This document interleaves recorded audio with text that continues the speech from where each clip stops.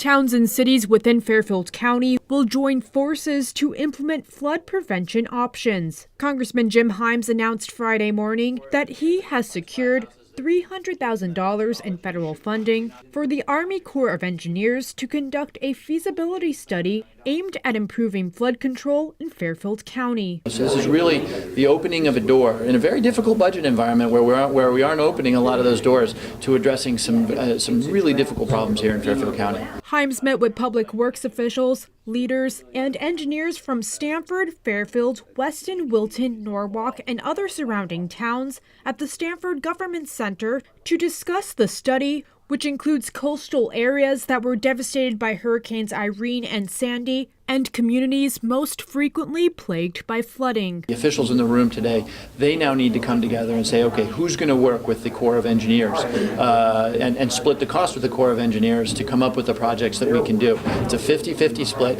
and in a state where we don't have county government, that's a more challenging problem than it is elsewhere, because obviously towns need to come together. They need to work with the state of Connecticut and with various councils to present, one partner to the Corps of Engineers to get this work done. We look at an entire range, structural options, beaches, walls, things of that nature. Non-structural could be house raisings, flood proofing, evacuation from the floodplain. The first installment of the federal government's share of financing for the feasibility study will cover both Fairfield and New Haven counties. The study will be conducted over a 3-year period, with $3 million cost shared by the federal government and a non-federal partner. We will then package that into a report that we'll present to our higher headquarters within the Corps, and it goes through an evaluation process which leads to what we call a Chief's Report. That Chief's Report is evaluated through the administration and then is submitted to Congress for consideration of funding. And the majority of the projects that are included in that Chief's Report would then be cost shared 65% by the federal government and 35% by a non-federal partner.